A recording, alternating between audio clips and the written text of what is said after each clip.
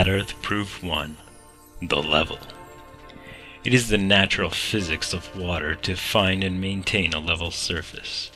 So then, all bodies of water should conform to the curvature of the Earth. That is, if the Earth is indeed a ball. Any body of water conforming to the curvature would therefore exhibit a distinctive bulge in its center. For instance, a lake 6 miles across would form a measurable mound of water in its center 6 feet high. Next time you're at a lake or at the ocean, keep an eye out for this obviously unobservable fact. Further confirming the non-curvature of the water's surface is the reflection of the moon in water. If the Earth were a ball and the moon in front of you, her reflection would be off the side of the curved water facing away from you, and therefore you wouldn't even see the lunar reflection. You would only see the moon's reflection if she were directly above or behind you, and it would appear as a spotlight on the water. Only on a flat plane does the reflecting light form in a straight line from horizon to observer. The surface of water is but one issue. Based on the claim that Earth is a spinning ball hurtling through space at such immense speeds, factoring in the many wobbles caused by asteroids, comets, and the like, such obviously consistently level surfaces should not even exist. So, leaving the water's surface aside, did you know that it is a fundamental fact that surveyors, engineers, and architects never factor in the supposed curvature of the Earth into their projects? Canals, railroads, tunnels, and bridges are all cut and laid horizontally, never allowing for any curvature, often over hundreds of kilometers. One surveyor of 30 years published in the Birmingham Weekly Mercury, "All our locomotives are designed to run on what may be regarded as true levels or flats. There are, of course, partial inclines or gradients here and there, but they are always accurately defined and must be carefully traversed. But anything approaching to 8 inches in the mile, increasing as the square of the distance, could not be worked by any engine that was ever yet constructed." He goes on to say, "Horizontal curves on levels are dangerous enough. Vertical curves would be 1,000 times worse, and with our rolling stock constructed as at present, physically impossible." As stated by the Manchester Ship Canal Company in Earth Review, it is customary in railway and canal constructions for all levels to be referred to a datum which is nominally horizontal and is so shown on all sections. It is not the practice in laying out public works to make allowances for the curvature of the Earth. So investigate the subject for yourself and ask questions. Okay, here we are at Lake Minnewanka in Alberta, and as you can see, we're just less than a foot above the water surface here. And if we zoom in across the lake, the coastline across the lake clearly comes into focus. So you can see that the water clearly has no curvature, and the water surface is completely flat. So there you have it, folks. More conclusive proof. Here I am, not even a foot off the surface of the edge of the water. And we can zoom across here completely and see absolutely no curvature.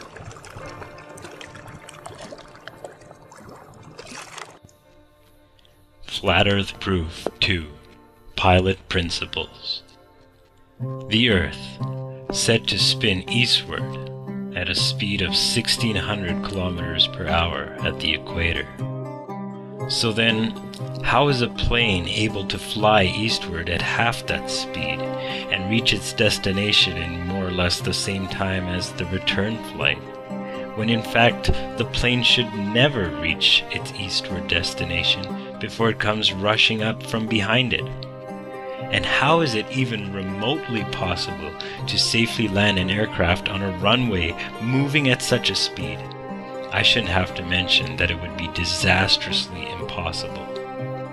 We can discuss rotational speeds all day, while some claim that Earth's atmosphere is velcroed tightly to Earth's surface by gravity, despite no protection from the infinite vacuum supposedly surrounding it.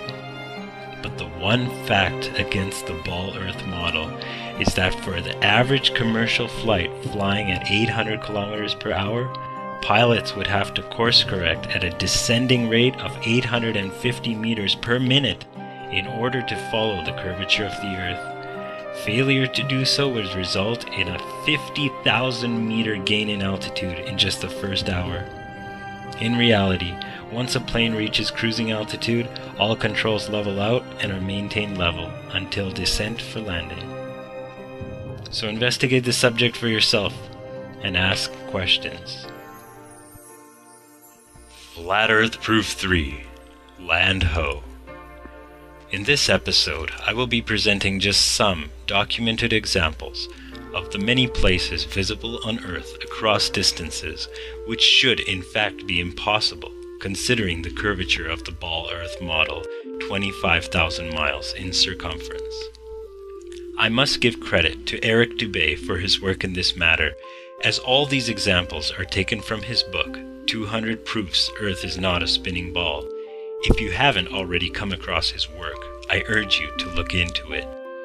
So without any further ado, sit back, relax, and let's get started.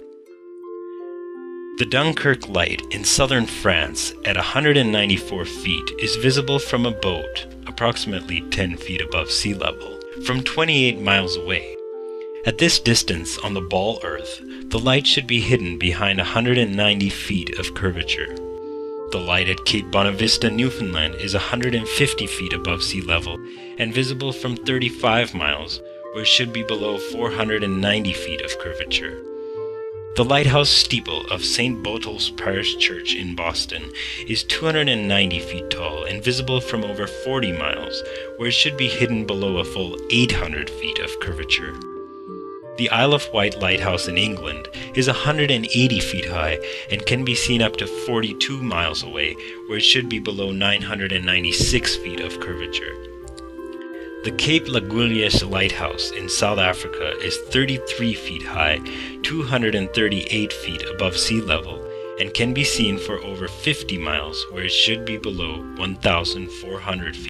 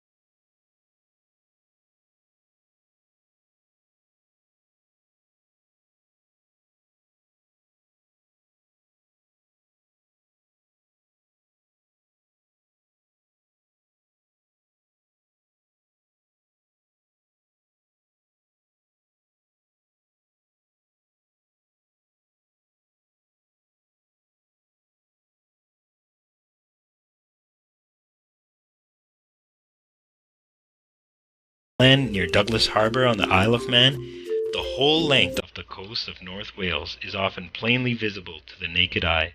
The 50-mile stretch has also repeatedly been found to be horizontal. On the ball Earth, however, the 50-mile Welsh coast would decline from the center a stark 416 feet on either side. In regards to distances over land, the Philadelphia skyline is clearly visible from Apple Pie Hill in New Jersey 40 miles away. Factoring in the 205-foot elevation of Apple Pie Hill, the Philadelphia skyline should be well hidden behind 335 feet of curvature. The New York City skyline is clearly visible from Bear Mountain 60 miles away. Despite factoring in the 1,283-foot summit of Bear Mountain, the New York City skyline should still remain invisible behind 170 feet of curvature. The Chicago skyline can often be seen from sea level 60 miles away from across Lake Michigan. When Joshua Nowitzki photographed this phenomenon, several news channels quickly claimed his picture was of a superior mirage. Although these do occur, the mirage will always appear upside down and somewhat hazy. Despite the photographs showing otherwise, their model insists that the Chicago skyline hides behind 2,400 feet of curvature. From Anchorage, Alaska, on a clear day, at an elevation of 102 feet, Mount Foraker can be seen by the naked eye. At 120 miles away, the summit should be leaning away from the observer and hidden by 7,719 feet of ball earth, when in reality the entire mountain, from base to summit, can be seen standing upright. Another example from Anchorage, Alaska, is Mount McKinley.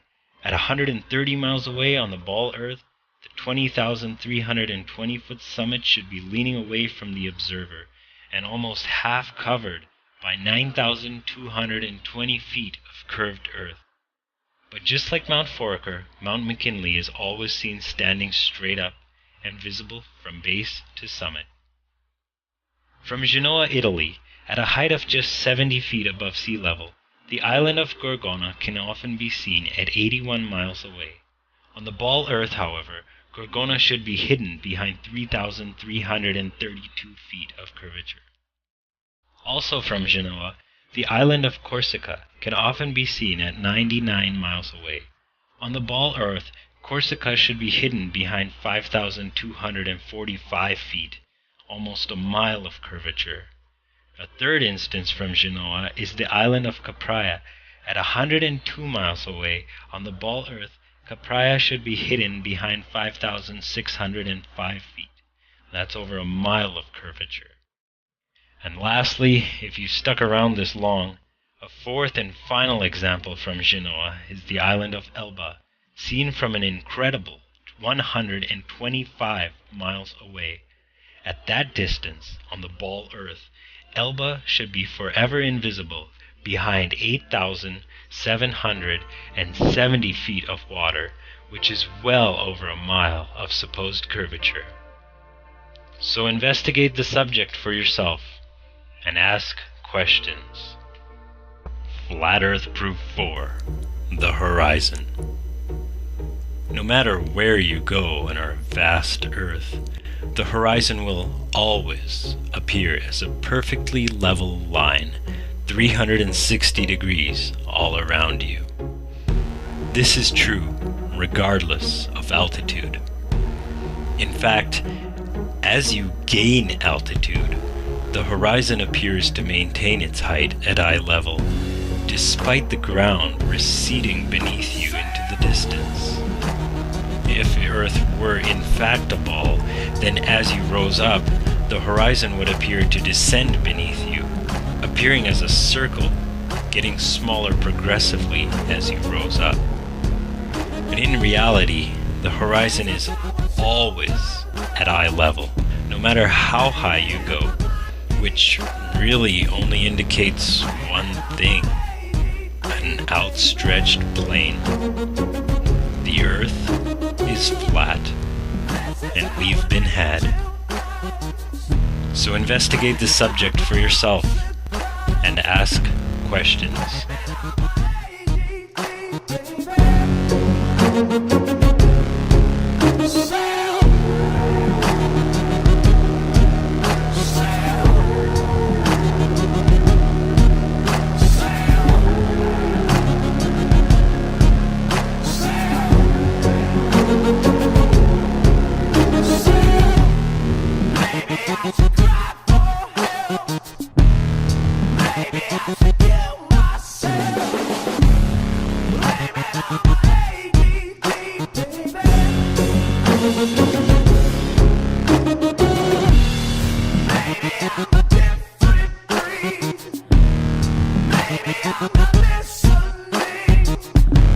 So baby,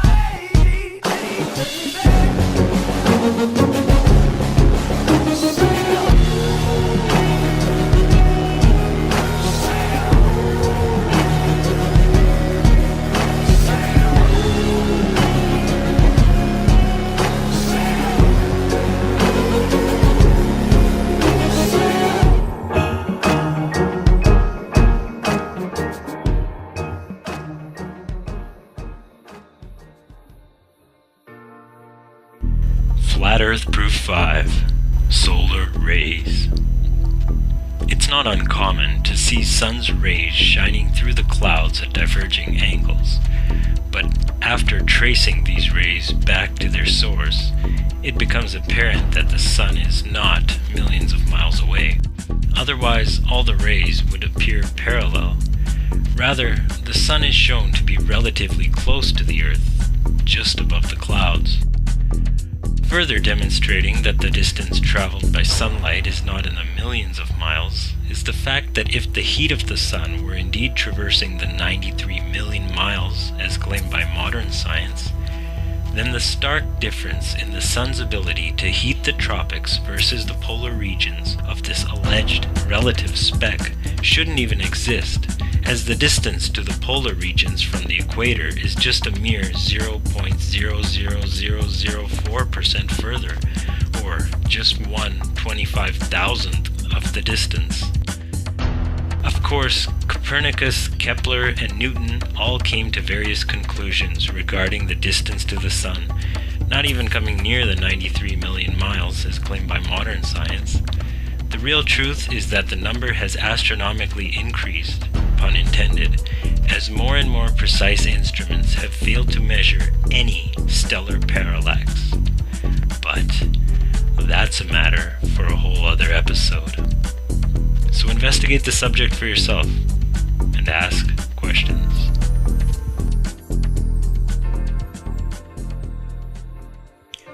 Flat Earth Proof 6 Polar Climates. If Earth were a globe, then it should follow that both the Arctic and Antarctic regions would share similar conditions and characteristics, such as comparative temperatures, seasons, length of daylight, etc.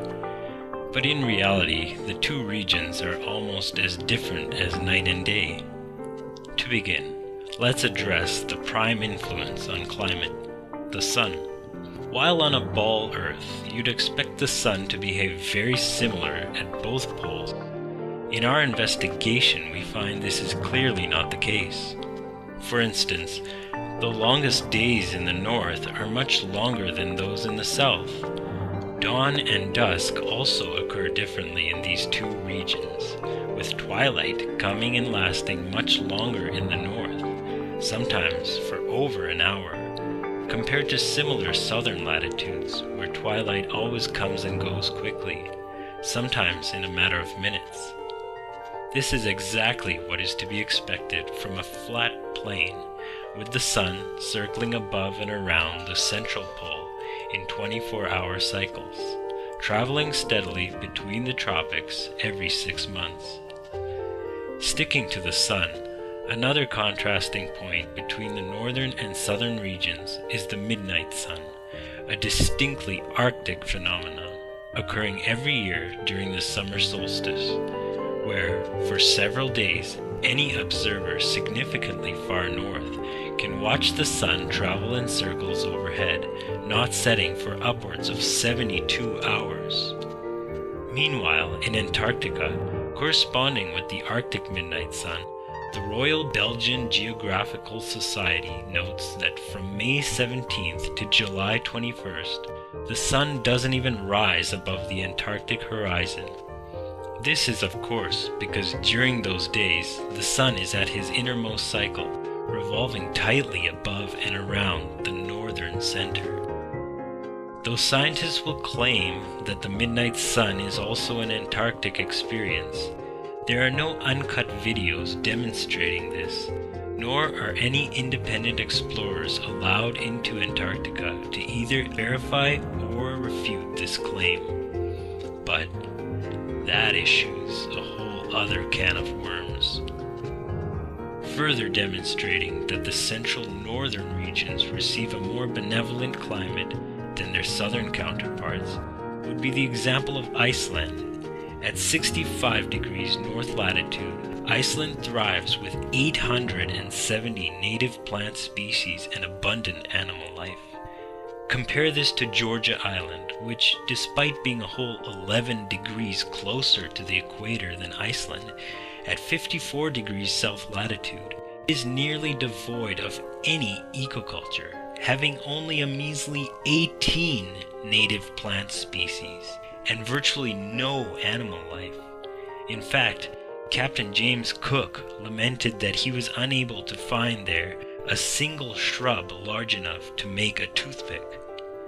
But to crown it all off, despite the Arctic regions enjoying moderately warm summers and manageable winters, where the average annual temperature is minus 15 degrees Celsius, Antarctica is by far the coldest place on Earth, with an average annual temperature of minus 50 degrees Celsius, where it never even warms enough to melt the perpetual ice and snow, and it also holds the all-time lowest temperature ever to be recorded on Earth of minus 93.2 degrees Celsius.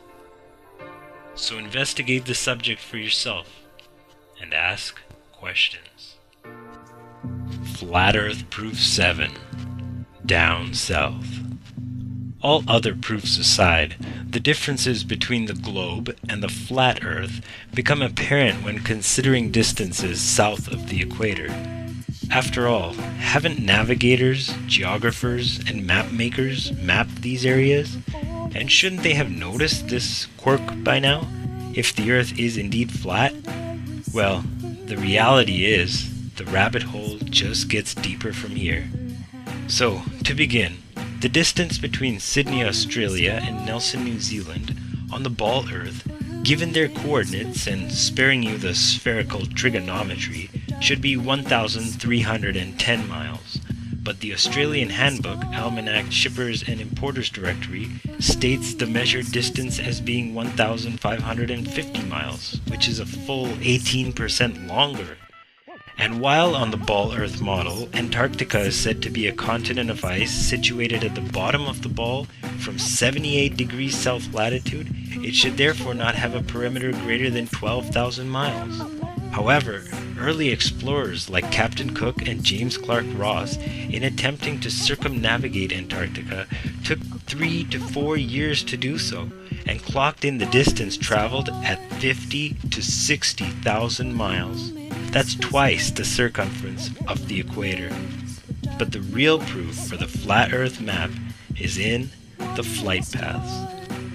On the ball Earth, several flights would have their shortest, quickest, and straightest path over or around the Antarctic continent. But instead, these flights take all manner of tangential detours, crossing into the northern hemisphere to refuel. Their reason? Antarctica's too cold, they claim. Well, I'm not buying it. When they claim there are bases with working machinery set up all over Antarctica. So let's just take a look at the actual flight paths and see what they have to disclose. One flight that should be a simple 11-hour shot across the Indian Ocean is from Johannesburg, South Africa to Perth, Australia. However, this flight takes a detour north, stopping in either Dubai, Hong Kong, or Malaysia to refuel, for a total flight time averaging over 18 hours. This ridiculously wayward detour is frustrating to say the least, but on the flat Earth map starts to make sense. Another quick and easy flight, you would think, is from Johannesburg to Santiago, Chile. While an easy 12-hour flight below the Tropic of Capricorn is to be expected, instead every flight crosses the equator to refuel in Senegal, all the way near the Tropic of Cancer, for a total flight time of 19 hours. Though it doesn't make sense on the globe, as you can see it fits perfectly on the flat Earth map. A third flight from Johannesburg is to São Paulo, Brazil, which should be a direct 10-hour flight across the 25th degree south latitude. But instead, every flight crosses into the north to stop in London to refuel, making the total flight time 24 hours.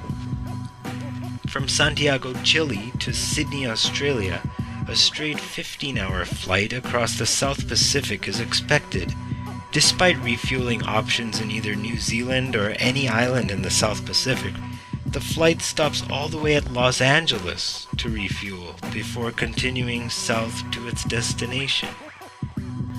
As already stated, these detours make no sense on the globe, but are explained and work perfectly well on the flat Earth map, having the North Pole at the center. So investigate the subject for yourself and ask questions. Flat Earth Proof 8. Star Trails. Consider the Earth, as it is said to spin around its axis at a speed of 1,000 miles per hour at the equator, whilst traveling 67,000 miles per hour in circles around the Sun, which is allegedly spiraling at 500,000 miles per hour around the Milky Way, with the galaxy itself rocketing through the universe at an appalling 670 million miles per hour from an alleged cosmogenic explosion almost 14 billion years ago. Now consider that there are centuries-old sundials in the world, which still reliably tell time to the present day, some down to the precise minute. Further consider that the constellations and their countless descriptions in ancient inscriptions, texts, and star charts are exactly the same as in present day. If the Earth ball and all the stars were indeed shooting through the universe at the immense speeds described, then the stellar bodies should not even be as remotely as unchanging as they are. In fact, we should have a constantly changing night sky, with some stars moving obviously faster than others. Now, consider that the distance to Polaris is said to be 2 trillion miles. Here's a visual representation of that number. Now, try to comprehend this distance, and then ask yourself, with the wobble, rotation, and revolution of the Earth alone, how is it possible for such a distant object to stay so perfectly aligned in the same point of our sky for all our recorded history? Rather, Polaris should in fact have a trajectory of his own. Furthermore, on the ball Earth, Polaris shouldn't be visible from anywhere south of the equator, as you'd have to be looking through the curvature of the Earth to do so. However, Polaris can be seen from as far south as 20 degrees south latitude and even further. In fact, there are so many constellations which can be seen much farther than expected, assuming the ball Earth model. For instance, Ursa Major, right next to Polaris, can be seen from the North Pole all the way south to 30 degrees south latitude. Vulpecula can be seen from the North Pole to as far south as 55 degrees south latitude, whilst Taurus, Pisces, and Leo all can be seen from the North Pole to as far south as 65 degrees south latitude. Of course, none of this is possible assuming the ball Earth model, but some even more extreme examples are Aquarius and Libra, which can be seen from 65 degrees north latitude to 90 degrees south latitude. Virgo is visible from 80 degrees north latitude to 80 degrees south latitude, and Orion can be seen from 85 degrees north latitude all the way to 75 degrees south latitude. These are all only possible because hemispheres are not actually parts of a sphere, but rather concentric rings around the central pole above which the stars rotate. So investigate the subject for yourself and ask questions. Gee, I always thought they were balls of gas burning billions of miles away. Pumbaa, with you, everything's gas. Simba, what do you think? Well, I don't know. Oh, come on, well, give Simba, some come on. We told ours. Please. Well, Give? somebody once told me that the great kings of the past are up there, watching over us. Really? You mean a bunch of royal dead guys are watching us?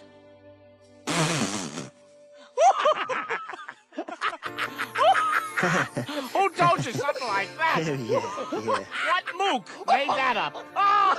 Yeah, pretty dumb, huh? Oh, you're killing me, son. Yeah. Flat Earth Proof 9. The Authorities. The year is 1954, and Admiral Richard Byrd has just returned from his latest Antarctic expedition. Enthusiastically, he speaks of an unexplored land, quote, beyond the South Pole, as big as the United States. Calling it the future of the nation, he further touts it as being the most valuable and important place in the world for science, an untouched reservoir of untapped resources, including coal, oil, minerals, and uranium. Now, remember that these are the 1950s, and there are no environmental groups to argue sustainability. The world is the businessman's oyster, and the future is looking very promising. But here's where the twist comes in, because following Admiral Byrd's next mission to Antarctica, after supposedly returning to the United States, nothing happens. No further missions, no talk of any further exploration, nothing. And then a meeting was held between the nations eagerly awaiting to slice Antarctica up like apple pie, with all signatories agreeing to no colonization of Antarctica. In 1959, the Antarctic Treaty was enacted, barring any independent exploration of Antarctica by the public, with no revisions until the year 2041. Although independent explorers such as Jarl Andahoy have attempted independent access to Antarctica, as they've approached the southern latitude, they've been met by armed ships threatening to open fire on them if they didn't turn around and go back. There are only 3 entry points to Antarctica sanctioned by the Antarctic Treaty, through which civilians may enter and tour Antarctica, but only under the supervision of pre-planned tours. To date, over 50 nations have signed on to the Antarctic Treaty, which, to this day, remains unbreached. Now, has any other treaty between industrialized nations lasted so long? Furthermore, as rocket science was also a quickly expanding field at the time, it only followed that the authorities seized control over the aeronautic industry before private enterprises were able to venture high enough and disclose the globe deception. With the establishment of NASA, the space program was militarized, and all the best and brightest scientists and engineers were then recruited and compartmentalized by this government agency. The lunar missions were aptly named after Apollo, as their prime purpose was to reinforce the heliocentric paradigm in that both the Earth and the Moon are orbs orbiting the Sun. In reality, the rocket launches are merely a spectacle, with all launches curving off and falling back to Earth, out of view, and the images they've fed us faked, composited, or downright computer-generated. But the authorities have in fact known what the real map looks like, and they've managed to keep most navigators, astronomers, and the populace unaware behind the globe and celestial sphere, not to mention Mercator's projection. But the United States Geological Survey, or USGS for short, the prime atlas and map makers of the world, have been using a completely different map, the azimuthal equidistant projection, which was developed and proposed 1,000 years ago by Abu Rayhan Biruni, a Persian scholar who believed the Earth was flat. But hey, the authorities that shouldn't be love hiding their secrets in plain sight. So investigate the subject for yourself and ask questions. Flat Earth Proof 10. The Legends. It goes without having to say that every culture has described the Earth as being flat and motionless. Ancient sailors and astronomers throughout the ages hadn't noticed any hints alluding to a globe. But despite their efforts, the knowledge they had collected systemically over the ages was eventually neglected and then largely forgotten. Though we will cover the how, let's first have a look through some of these ancient descriptions and see how they tend to describe the world we live on. The ancient Egyptians perceived the earth to be a flat plain, personified in the Necher Geb. Arching over the earth was Nut, the personification of the sky, who every morning gave birth to Ra, the sun. Beyond this was the realm called Duat, the place where deceased souls would go and await rebirth, while beyond the universe was the infinite expanse of the waters of Nu. The Vedic spiritualists described a spherical universe, one out of an infinite number, with the earth plane in the center dividing the heavenly half from subterranean worlds. The earth plane itself is a series of concentric rings of alternating ocean and land, with the central island the abode of humanity. At the very center of this universe is the cosmic axial mountain, Mount Sumeru, atop of which are cities of the gods. Compare this to Mount Olympus in the Greek legends.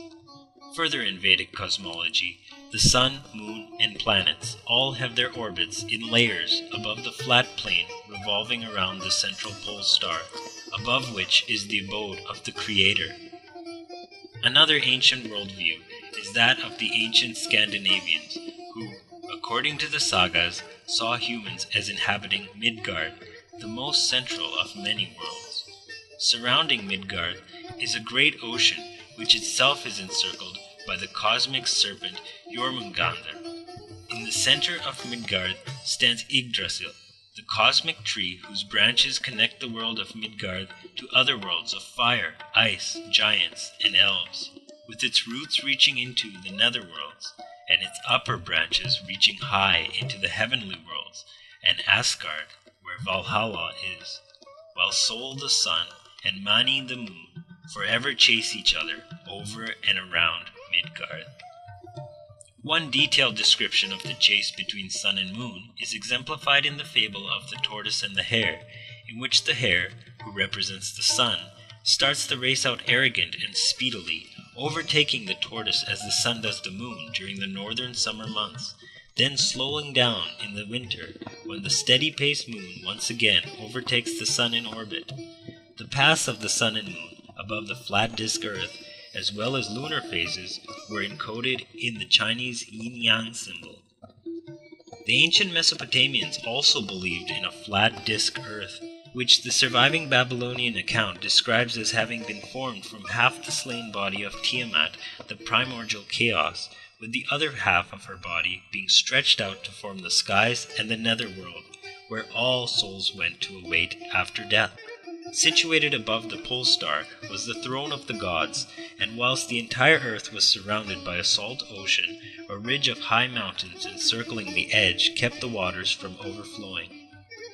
Following Abraham out of Mesopotamia, all Abrahamic religions follow in describing the world as being fashioned in 6 days of evening and morning, and being fixed and immovable. The Hebrew cosmology describes the sun and moon as being set in the sky, and beneath the earth was the realm of Sheol, where deceased souls await in silence. Here are just some selections in regard to the nature of the cosmos, translated directly from the Hebrew texts. He encircles a boundary upon the face of the waters, unto the end of light and darkness. Who founded the earth upon her foundations, she shall not totter forever and ever. It is he who sits upon the circle of the earth, who stretches out the skies like a curtain, and spreads it out like a tent to dwell in. Is not God in the height of the heaven? And see the head of stars, how high is he? In addition, the first creation account of Genesis describes Elohim as fashioning the firmament, the Hebrew word rakira, implying the hammering of metal into a sheet, denoting a solid sky shield. Further accounts in the Hebrew canon describe the sun as stopping in the sky for about the length of a day, and even retrograding by 10 degrees on a sundial. The Arabic revelation describes a similar cosmology. And he has cast in the earth firm mountains, lest it shake with you, and rivers and roads, so that you may be guided. Have we not made the earth a resting place, and the mountains as pegs?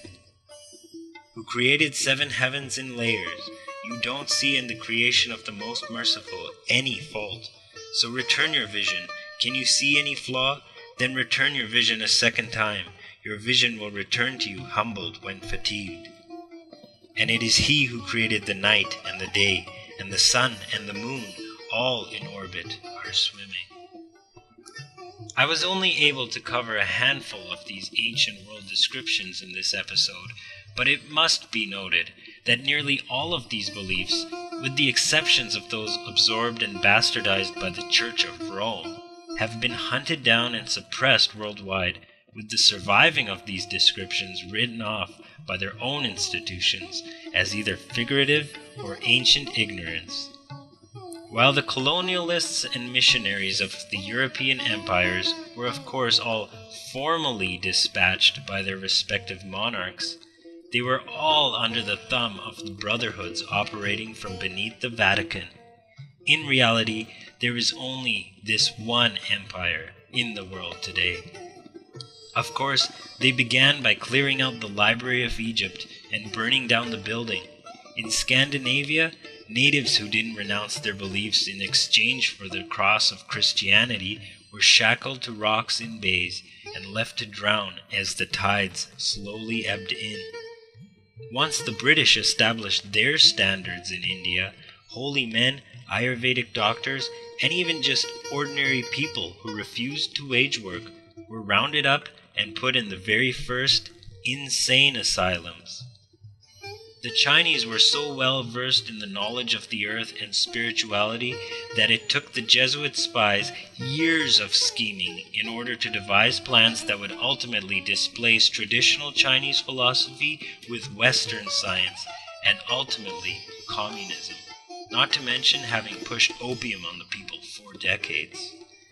Now, the first person credited as describing the ball Earth in orbit around the sun was Pythagoras of Samos, to whose school Freemasonry traces their origins, and whose idea wasn't even able to convince the populace until it curiously resurfaced 2,000 years later, shortly after the supposed discovery of the New World, when the Vatican vehemently began to displace original cultures worldwide. So investigate the subject for yourself and ask questions. Flat Earth Proof 11. Outer Space. The Earth. Wait for it. Wait for it. It's supposedly here. An insignificantly tiny speck, they say. Somewhere in this vast vacuum. Ah, yes. The infinite vacuum of space. Said to be in direct contact with the atmosphere of Earth. Yes? But the atmosphere is, of course, gas and should expand indefinitely to fill its container. But since the container of Earth's atmosphere is the entire area of space, then it should follow the second law of thermodynamics and establish equilibrium, as is the case in every single experiment ever conducted. In other words, after the alleged 4.5 billion years of Earth speeding around the sun at over 100,000 kilometers per hour, the atmosphere should have long since dissipated by now. But there's gravity, people argue, maintaining the atmosphere perfectly. Right, whilst, of course allowing simultaneous cross-directional winds to blow, insects to hover, birds to take off and fly, smoke to rise, not to mention helium-filled balloons, etc., etc., notwithstanding that it has never been shown that any object will attract matter to it due to its mass alone. So, let's just turn to investigate the vehicles of space and ask, can rockets work in a vacuum? A logically necessary question. Well, to answer, rockets require matter to push against in order to move forward. And according to repeatable experiments, rockets simply spin violently out of control when placed to function in a vacuum. Now, consider during Apollo 17 how the astronauts were able to capture the blue marble image at only 1/10 of the distance to the moon. This is akin to taking a picture of the runway from an airplane shortly after takeoff. This fact alone raises suspicions, but becomes even more apparent when one realizes that NASA only releases rear-facing footage from their rockets, and never forward-facing footage. But NASA admitting to the threat of drowning in space is the loudest testimony against their charade, with bubbles being caught rising on spacewalk footage, supposedly being carried out in the vacuum of space. Really? What substance is lighter than a vacuum so that it can rise in it? So investigate the subject for yourself and ask questions. Flat Earth Proof 12. Lunar Enigma. Have you noticed the cooling effect of moonlight? No, really, because moonlight is demonstrably cooling, not heating. As opposed to the golden, preserving effects of sunlight, moonlight is instead curiously silver and putrefying. Not only is the temperature of moonlight not what we've been led to presume, but during the waxing and waning phases of the moon, it is even possible to occasionally see stars and planets directly through the disk of the moon. Some documented examples of this phenomenon include 4 astronomers writing in the Philosophical Transactions of the Royal Astronomical Society on March 7th, 1794, that they, quote, saw a star in the dark part of the moon, which had not then attained the first quadrature, and from the representations which are given, the star must have appeared very far advanced upon the disk. End quote. On April 7, 1848, Sir James South of the Royal Observatory in Kensington wrote in a letter to the Times newspaper stating that, quote, on the 15th of March, 1848, when the moon was 7.5 days old, I never saw her unilluminated disk so beautifully. On my first looking into the telescope, a star of about the 7th magnitude was some minutes of a degree distant from the moon's dark limb. I saw that its occultation by the moon was inevitable.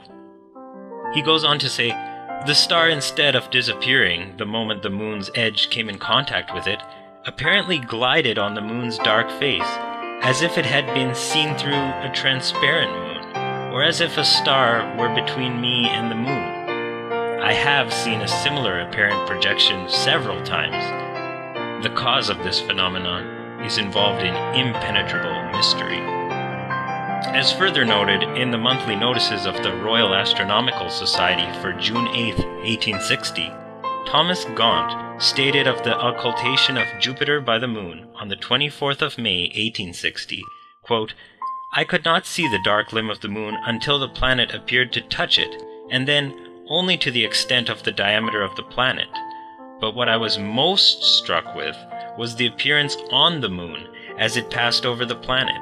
It appeared as though the planet was a dark object and glided onto the moon instead of behind it, and the appearance continued until the planet was hid, when I suddenly lost the dark limb of the moon altogether. End quote. In fact, seeing stars through the moon is actually a phenomenon occurring fairly often, and if you are diligent and specifically looking for this phenomenon on a starry night, You can occasionally see it, even with the naked eye. So investigate the subject for yourself and ask questions.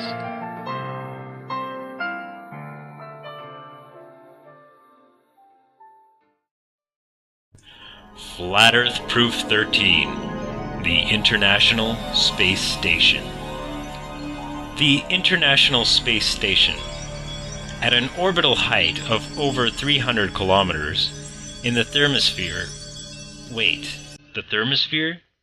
You mean where it is said to reach extreme temperatures due to the absorption of highly energized solar radiation? Because the International Space Station is comprised mostly of aluminum, the melting point of which is a mere 660 degrees Celsius, compared to the 2,000 degrees Celsius said to exist in the thermosphere. NASA only digs their grave deeper when they then claim that the air molecules in the thermosphere are so sparse that the temperature can't even transfer to a thermometer, going so far as to say it actually feels cold in the thermosphere. Okay. Don't ask me how they were able to then measure the 2,000 degrees Celsius in the first place. But then you ask me, how is the International Space Station electrically grounded? And you've stumped me. So we ask NASA, and their response is that the ISS is grounded by the very air surrounding it. Wait, you mean to tell me that air that's so sparse it won't even register the intense temperature of 2,000 degrees Celsius onto a thermometer is able to maintain the electrical grounding of the entire space station? Since when does air ever discharge static?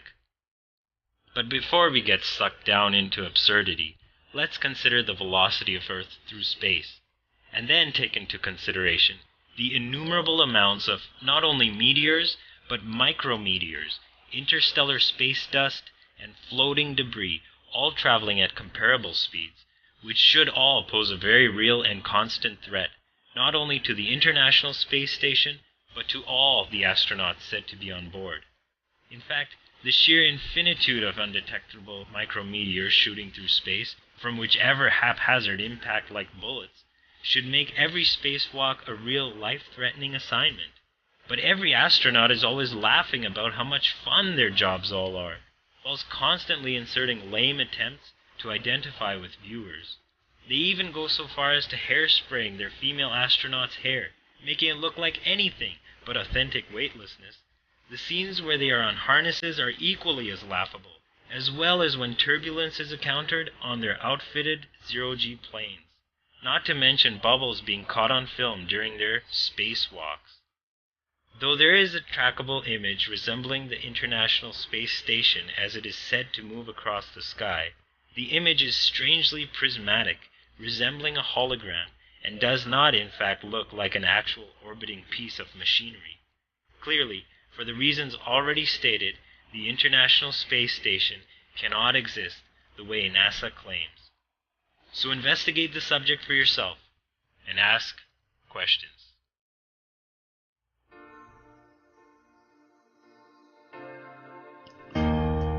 Flat Earth Proof 14, Satellites. Have you ever seen a satellite? Though some people claim that the moving lights they see in the night sky are satellites, consider that at a minimum height of 160 kilometers, large satellites are said to be about the size of a city bus. Now, can you see a bus at even 20 kilometers away? Not to mention that the thermosphere is also said to exist at this distance, where the 660 degrees Celsius melting point of the aluminum comprising the satellites would be far exceeded by the 2,000 degrees Celsius of the thermosphere. Even the 1,660 degrees Celsius melting point of some of the titanium components would be exceeded by over 300 degrees. Now, I must emphatically state here that no one has ever seen a satellite. They do not exist, and every image of one that has been presented to you has been that of a computer-generated cartoon. The Hubble Space Telescope is another deception that flat out doesn't exist either, with every image from there a work of Photoshop. The deception is further exposed in the fact that geosynchronistic satellites, which are satellites orbiting with the rotation of the Earth, are said to be in precise synchronization in orbit around the Earth, and that any deviation, even by so much as a fraction of an inch, would result in a lost signal. Though NASA says earthquakes are among the things that slow the rotation of the Earth, these alleged satellites are yet able to maintain perfect geosynchronicity, with the occurrence of mishaps few and far between. Not to mention NASA relatively ignoring the threats posed from the infinite numbers of micrometeors and space rocks shooting unpredictably like bullets through the expanses of space. So investigate the subject for yourself and ask questions. Flat Earth Proof 15. Sunrise, Sunset. Whenever a light shines through a dense medium, it will appear larger to the observer due to the increased glare. This effect is further intensified when the air through which the light is shining is dense with moisture. Since the densest air is right above the Earth's surface, it goes to say that as the sun moves away from the observer, its rays would have to pass through more dense air than it would when it is directly overhead. Therefore, at sunrise and sunset, the light appears dilated with its color modified. While the laws of perspective also cause the sun and moon to appear smaller as they move away from the observer, the final result between these two opposing effects is what we see. And from many dry, high-altitude locations, it is possible to see the sun and moon appear to vanish into a point before disappearing beyond the horizon.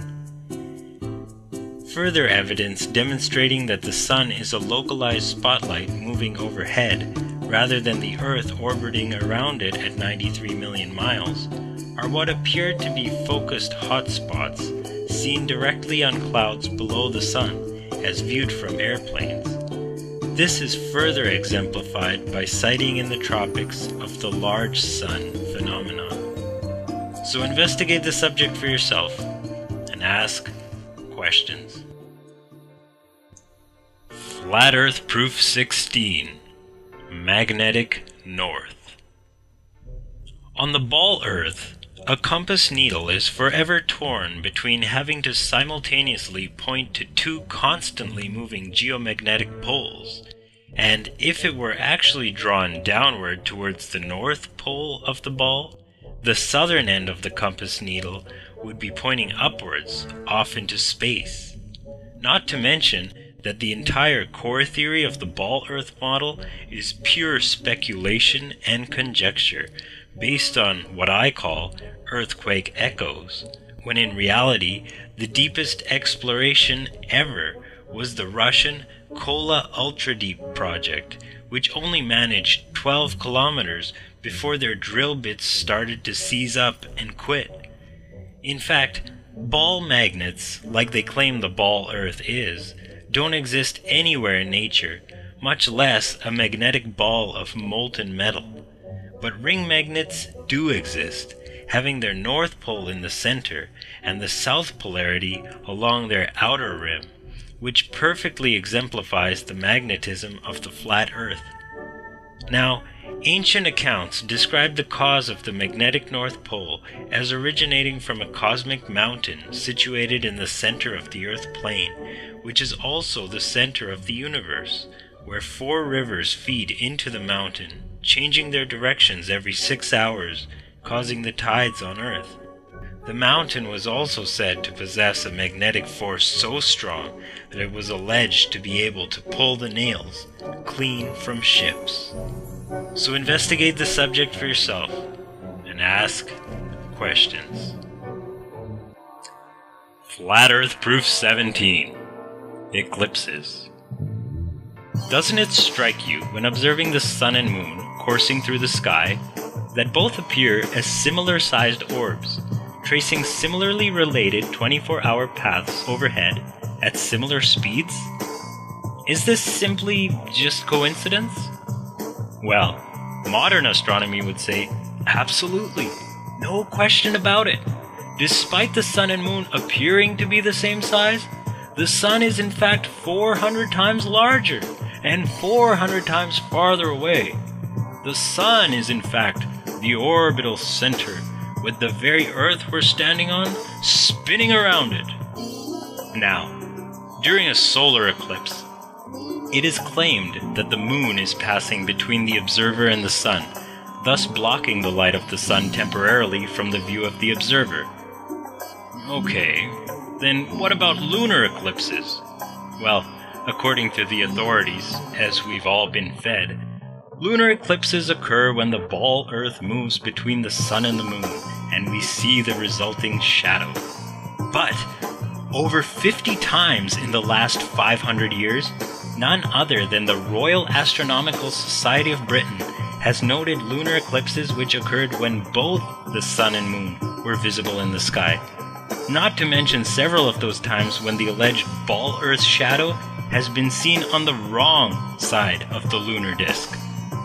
Further, how is it possible that during a total lunar eclipse, the shadow starts off completely black as it creeps up on the moon, but when it fully covers the moon exhibits that signature reddish glow? My own research has led me to see that the authorities know about and are hiding information regarding a black sun, referred to in Vedic cosmology by the names Rahu and Ketu, classically described as orbs which eclipse both the sun and the moon in regular 18-year cycles. So investigate the subject for yourself and ask questions. Flat Earth Proof 18. Gravity or density. On the ball Earth, there's no real up or down. It's all relative to the center, and this is possible thanks to gravity. Now, naturally, a spinning object tends to keep other objects from sticking to it due to centrifugal force, normally causing the objects to fly right off. But on the ball Earth, thanks to gravity, of course, people, buildings, and even the very air are all stuck to the surface of the ball, and would be none the wiser had it not been for authorities such as Galileo, Newton, and NASA to tell us otherwise. Thusly, considering gravity, if objects with mass are attracted towards each other, why hasn't there ever been an object massive enough to demonstrate that water would stick to it, as is claimed the oceans, lakes, and rivers do on a ball Earth? And if the excuse is then given that the Earth's gravity would far supersede that of any other object, then how is it that the moon is said to affect water levels at sea level on Earth? Further, how is the combined mass of a helium-filled balloon repelled by the mass of the Earth? Or, what up there is attracting the balloon to itself? Or are these really just the laws of density and buoyancy, with up and down actually existing as we perceive? Obviously, dense objects sink when placed in a less dense medium, and this law of density buoyancy perfectly explained the physics of falling objects long before Isaac Newton proposed his theory of gravity. But Isaac Newton was a knight of the British Order, and I personally find it strange that he was allegedly born on Christmas Day and died on the vernal equinox. And why did his coat of arms have 2 crossed bones on a black shield? Was he indeed a Freemason or Rosicrucian? I also question Galileo and his supposed experiments dropping his balls from the Leaning Tower of Pisa. While Giordano Bruno and other contemporaries of Galileo were burned at the stake after being publicly tortured, Galileo was merely placed under supposed house arrest, while his associations with the Jesuits have long been acknowledged. So investigate the subject for yourself and ask questions. Flat Earth Proof 19. Revisiting the level. If the Earth were indeed a ball, then the horizon would always appear to curve significantly around you, even at sea level. It can easily be shown, however, to be otherwise by holding a level or even a straight edge against the horizon line of any ocean or large enough lake. Furthermore, distant objects such as buildings, mountains, and hot air balloons would all appear to gradually lean backwards away from you the farther away they were, following the curvature of the ball Earth. In fact, as a hot air balloon progresses farther away, it should lean over so that you begin to see the bottom of its basket while the top of the balloon tips away from you. While one favorite alleged proof for the ball Earth is the claim that a ship's hull will disappear from view first as it travels out on the ocean, this claim actually proves otherwise, when, with a simple telescope, one can zoom in onto the ship and bring the hull back into view. This is because of the laws of perspective and how a vanishing point works, not due to the ball Earth's curvature. Additionally, water always exhibits a flat surface, no matter how large the body of water, with the Bedford level experiment probably the most well-known experiment, which itself can in fact be repeated on any lake or canal, really. In this experiment, a boat carrying a flag 5 feet above the water sailed the 6-mile stretch across the canal. At the other end, a telescope 8 inches above the water was able to maintain sight of the flag, despite supposed to have been hidden behind an arc of water 6 feet high on the ball Earth. Another similar experiment was conducted in which 5-foot flags were placed at 1-mile intervals along a shoreline. When viewed from one end through a scope, all flags lined up in a straight line, as expected on a flat plane Earth. So investigate the subject for yourself and ask questions. Flat Earth Proof 20. More experiments. While there are many experiments one can easily do to simply verify that the flat, motionless plane we live on is not round or spinning, here are some experiments which are a bit more decisive, challenging current scientific models.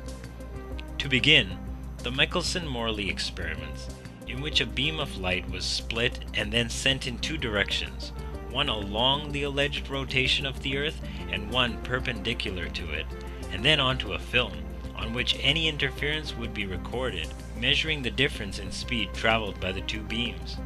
However, no interference was detected. The Sagnac experiment also split a beam of light, but measured its interference whilst traveling opposite directions along the edges of a rotating turntable. Instead of noting an oscillating interference pattern, as expected on a rotating Earth, one beam was found to be traveling consistently longer than the other, denoting a stationary Earth. This critical discovery had to be concealed by the scientific establishment, so the Fitzgerald-Lorentz contraction was concocted, claiming with no justification that the beam of light traveling in the direction of Earth's rotation became shorter, and therefore the light traveled less distance. There was no basis for such an explanation other than the desperate attempt to excuse away these critical findings. In addition to the previously mentioned experiments, Airy's failure, in which George Airy failed to have to adjust his telescope due to his presumption of a moving Earth, while relatively there's no way to tell whether the Earth or stars are actually moving. By filling a telescope with water, the starlight entering the telescope is slowed greatly, and in order to still view the starlight on a rotating ball Earth, an adjustment to the angle of the telescope would be necessary. But if the stars are rotating, no adjustment is necessary. Though George Airy expected a necessary adjustment of 30 seconds of an arc, he failed to mark even so much as a single second's adjustment, proving that the telescope, and thus the Earth, was stationary. Further exhibiting a stationary Earth is the Red Bull Stratosphere Dive, in which Felix Baumgartner, after ascending over New Mexico for over 3 hours, should have landed over 3,000 kilometers west into the Pacific Ocean, but Felix landed 70 kilometers east from his takeoff point, literally flying in the face of the ball Earth allegedly rotating at over 1,000 kilometers per hour at that latitude. It also serves to point out that vertically fired cannonballs should all fall significantly west, but they always fall back down no more than 2 feet from the cannon, many times falling directly back into the muzzle. Further, on a spinning ball Earth, north and south-facing cannons would have to establish a control, while eastwardly fired cannonballs would travel significantly farther, with west-firing cannons covering the shortest distances. But regardless of direction and what some people claim, bullets and cannonballs always cover the same distances and never curve due to the so-called Coriolis effect. So investigate the subject for yourself and ask questions. Flat Earth Proof 21. The Tides. How is it possible that the moon's gravity is said to cause the tides when, at sea level, the gravitational force of the Earth is said to far surpass that of the moon? While the tides do seem to follow the moon's motions overhead, upon closer inspection, one will realize that the motions of the moon overhead are regular, while the tides, not so much so around the world. Indeed, if it truly were the lunar mass attracting Earth's waters towards it, then all lakes, ponds, and other standing bodies of water would similarly experience the swelling and ebbing of the tides. Heck, even rivers and canals would exhibit some sign of being under lunar influence, yet these all remain mysteriously out of the moon's gravitational grip. And if the gravity of the moon were truly tugging on the waters of the Earth, there would be nothing to stop the water, particularly while in vapor suspension, to continue on upwards under the lunar influence and find its way onto the moon. So investigate the subject for yourself and ask questions. Flat Earth Proof 22. The Coriolis Effect. It is claimed, due to Earth's rotation, that water draining in sinks and toilets in the northern hemisphere spins clockwise, whilst upside down in the southern hemisphere it spins counterclockwise. There are also claims that snipers and ballistic calculations have to establish a control, when this is clearly not the case. Just as with Foucault's pendulum, while they blatantly claim it rotates with Earth's alleged spin, in reality spins in either direction without discrimination, neither do sinks nor toilets drain consistently as claimed by the so-called Coriolis effect, with many sinks having been found to drain both ways, simply depending on the shape of the basin and the angle of the water's entry, not from the alleged rotation of the Earth. Hurricanes and other cyclonic storms also do not follow the alleged Coriolis effect, with global wind patterns appearing to blow haphazardly around the ball. But when looking at the wind patterns on the azimuthal equidistant map projection, the weather patterns are found to consistently spin counterclockwise around the flat Earth, paralleling the rotation of the Sun, Moon, and planets against the stellar mobile above. The only ready explanation for this link between these two seemingly unrelated phenomena is in the ancient philosophical concept that the universe is manifest within an ocean of ether, and everything is interconnected. So investigate the subject for yourself and ask questions.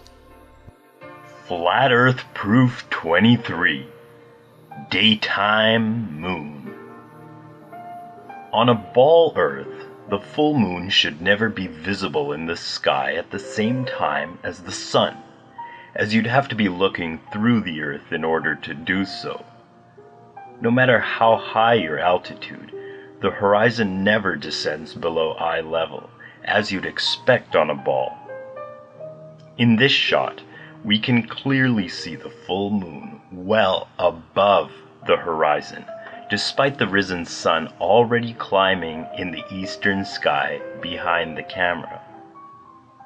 And if light were actually bending around these bodies, as some claim, then shouldn't it follow that all these lights appear blurry to us, their edges undefinable as their shed light scatters and bends madly off in all directions?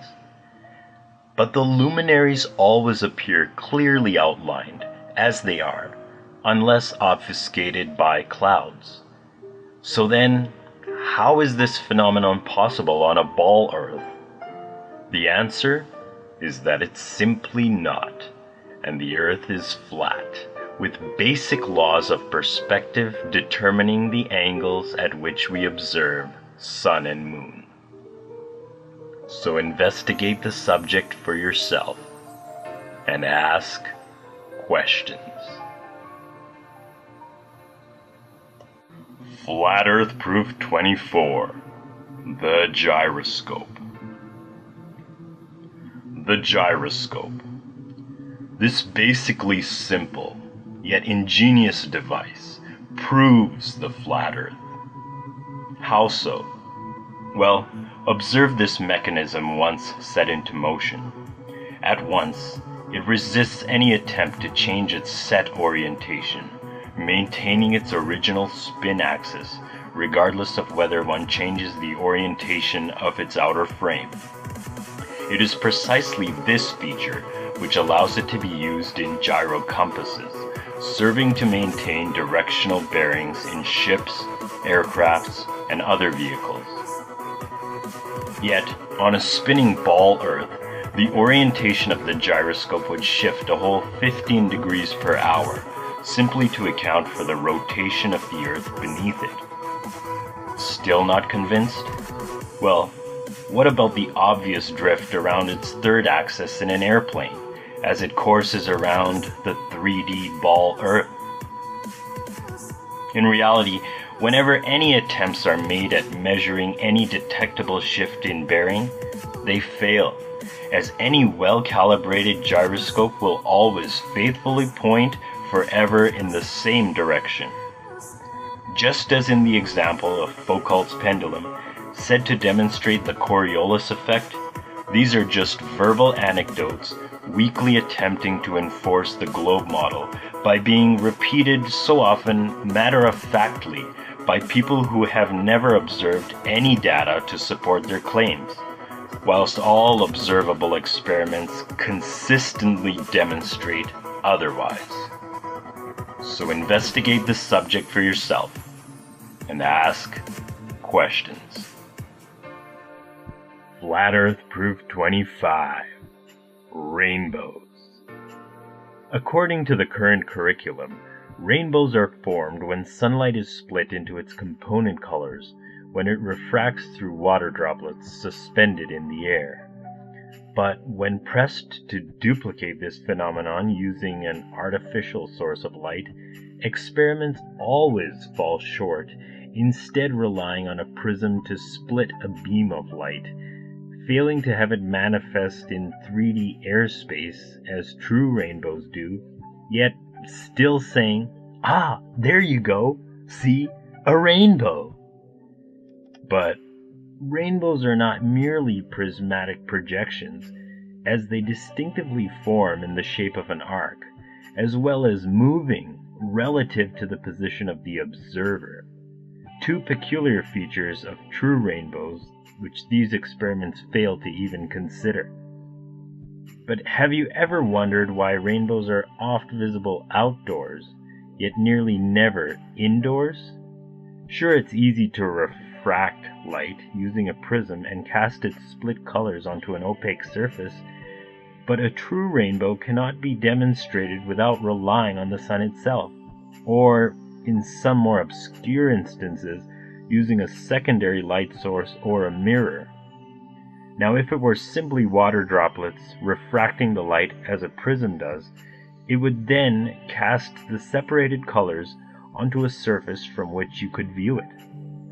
This projection, like that from a prism, would not move relative to the observer.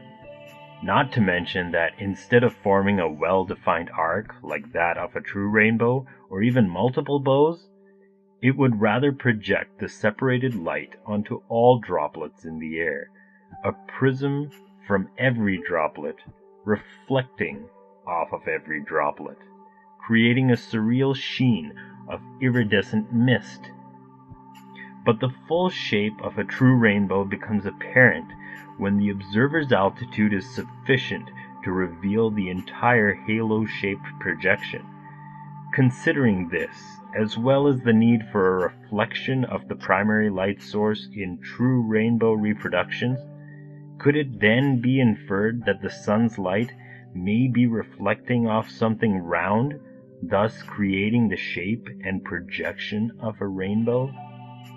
Understanding this projection is quite likely the beginning in understanding the nature of our sky, or firmament, as some refer to it as. It could very well be that this is the structure which is reflecting sunlight, thus providing the secondary light source necessary to project a true rainbow, and why it is only possible to see a rainbow when the sun is behind you. So investigate the subject for yourself and ask questions. Flat Earth Proof 26. The Analemma. This is the Analemma, the path the sun traces in the sky above the earth over the course of the year. You may have been introduced to this graph in school, but it was probably not much more than a brief honorable mention, associating it with old school navigation in an era long past. Whilst old maps consistently incorporated this element, usually with great detail, newer maps curiously seem to leave this component out altogether. Now, imagine if maps began leaving out the compass rose, or latitudinal and longitudinal lines of reference. And this analemma charts the very path of the sun overhead. Maybe there's a clue here that could lead us in the right direction. Shouldn't a ball Earth, undoubtedly having symmetrical northern and southern hemispheres, have the sun form a symmetrical figure 8 overhead? So what's the deal with the crossing point being so northernly off-center? Well, authorities claim this variation is due to the fluctuation in speed of the Earth, as it is said to increase as it nears the sun in January and decreases when it's farthest from the sun in June, thus keeping to Kepler's principle of equal area and angular momentum.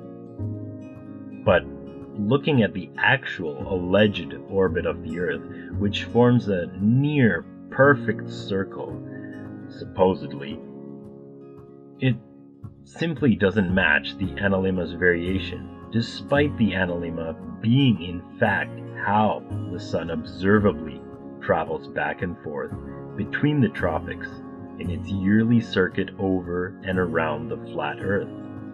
In fact, so stark is this discrepancy that some modern textbooks have even gone so far as to revise the shape of the analemma into a perfect figure 8, which any navigator would have considered misinformation, an oversimplification of the actual graph. But the analemma, curiously, is not the only thing they've removed from their public curriculum over time. So investigate the subject for yourself and ask questions. Flat Earth Proof 27. Circumnavigation. The Earth isn't flat. Don't you know anything? Haven't you heard of circumnavigation? Well, yes, but every circumnavigator has traveled in an eastward or westward direction. Find one that has broken the north-south barrier, and then we can talk. Because just as the sun traveled east to west every day, those circumnavigators are simply making this kind of circle around the flat plane. But nobody will ever be able to go south, past the Antarctic ice wall, continuing on past the alleged South Pole, to come up under the other side of Antarctica and back up northwardly bound, because that's simply not the kind of world we live on. and if it indeed were, they would have surely long since had someone accomplished this feat by now. But obviously, they can't. So investigate the subject for yourself and ask questions. Flat Earth Proof 28. The Clouds. Have a look around on any semi-cloudy day and take notice of the clouds further away, near the horizon. Notice particularly the bottoms of the clouds, how they all seem to form a straight line, level in the distance, parallel to the horizon, all the way around you. Not only do the clouds not appear to curve from side to side, increasingly so the higher you go, with a fisheye horizon being the norm, but on a ball, the clouds would additionally lean over, falling over the horizon, which is allegedly where the curvature of the supposed globe is said to begin, thus allowing you to see their flat bottoms meeting the line of the ground. Of course, it's not that way, with deniers resorting to such justifications as, "The Earth is just too big to notice any curvature, derp." So, if the clouds don't curve, when the sun is setting, supposedly at 90 degrees to the observer on a ball, the clouds should demonstrably be illuminated from their underside, their dark portions on their tops.